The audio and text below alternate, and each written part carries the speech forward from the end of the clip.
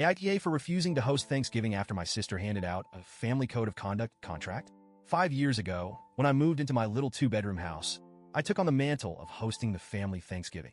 It was a big deal for me, finally having the space and confidence to invite everyone over, cook a massive meal, and watch the chaos unfold. It was never perfect. The turkey didn't always come out on time. Someone inevitably spilled wine on the tablecloth, and political debates occasionally flared up. But that was part of the charm. The imperfections made it feel real, made it feel like us. Fast forward to this year. My sister, Rachel, 29F, has always had a bit of a fixer personality. Growing up, she was the one who made chore charts for the family or tried to mediate sibling fights with conflict resolution techniques she read about in some book. It was endearing when we were kids, but as adults, it can feel overbearing. This year, Rachel said she wanted to help with Thanksgiving.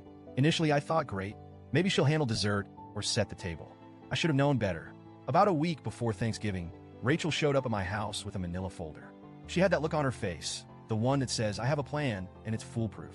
I was in the middle of cleaning the kitchen, prepping for the onslaught of family, and barely glanced at her when she sat down at the table. Hey, I said casually, scrubbing a pan. What's up? I've been thinking, she started, pulling out a neatly typed stack of papers. Thanksgiving is always such a mess. Don't you think it would be nice if we had a little more structure this year? I laughed, assuming she was joking. Rachel, Thanksgiving is supposed to be a mess. That's half the fun. She didn't laugh. Instead, she slid the stack of papers across the table toward me. Just read this. It's a family code of conduct. I think it'll really help things go smoothly. I stared at the papers, dumbfounded. You made a what? A family code of conduct, she repeated, as if it were the most normal thing in the world. It's just some guidelines to keep the day running smoothly. I really think it'll improve our dynamics. At this point, I was intrigued enough to pick up the papers. The first page was titled in bold, Thanksgiving 2023, Family Code of Conduct. Underneath was a cheery clip art turkey, which somehow made the whole thing even more surreal. I started skimming. By the second bullet point, I had to sit down because my legs were weak from trying not to laugh. Let me share some gems with you. No overlapping conversations at the dinner table. Rachel had written, to ensure everyone's voice is heard, we will take turns speaking, like in a respectful debate club. Debate club? At Thanksgiving? No political or controversial topics. This one was standard fare, but she added that she would be the final arbiter of what was too heated. So basically, Rachel was setting herself up as the Thanksgiving dictator. Dress code, smart casual. Her reasoning? Holiday photos should reflect well on the family. I couldn't help but picture my 4-year-old nephew in a blazer, screaming while someone tried to wrestle shoes onto him. Assigned seating. Rachel proudly declared she had spent hours crafting a seating chart based on optimal personality compatibility. I later found out she was planning to separate me and my brother because we encourage each other's sarcasm. There were more, but by this point, I was half laughing, half horrified.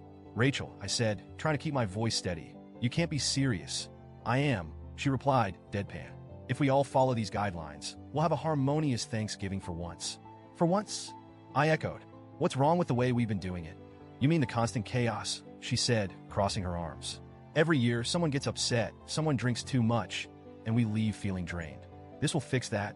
I put the papers down and took a deep breath. Rachel, I appreciate your effort, but Thanksgiving isn't about perfection. It's about family, chaos, and all. I'm not going to enforce a code of conduct in my house. She looked genuinely offended. So you're not even willing to try? I worked hard on this. It's not about your effort, I said, trying to stay calm. It's just not realistic. This isn't a corporate retreat. It's Thanksgiving. Her face darkened. Fine. If you're not willing to work with me, maybe I should host Thanksgiving this year. That was the moment I snapped. You know what? Go ahead. Host Thanksgiving. I'm done. Her eyes widened. What do you mean? I mean Thanksgiving in my house is canceled. If you want to be in charge, be in charge. You can host it at your place.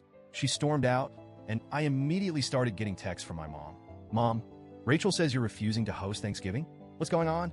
I called her to explain, and she sighed heavily. You know how Rachel is. She just wants everyone to get along. Can't you humor her for one day? Humor her? I said. She wants to turn Thanksgiving into some dystopian dinner party with rules and assigned seating.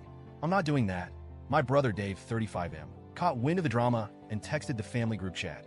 If there's going to be some holiday constitution we're all supposed to sign, count me out. Rachel, meanwhile, started playing the victim. She texted me, I just wanted to make things better, and you turned it into a power struggle. Power struggle? Girl, you showed up at my house with a manifesto. Now the family is divided. My mom thinks I overreacted. My dad doesn't care whose house it's at as long as there's turkey. My brother is refusing to go anywhere that requires a dress code. And Rachel? She's insisting that I ruined Thanksgiving. Honestly, I feel torn.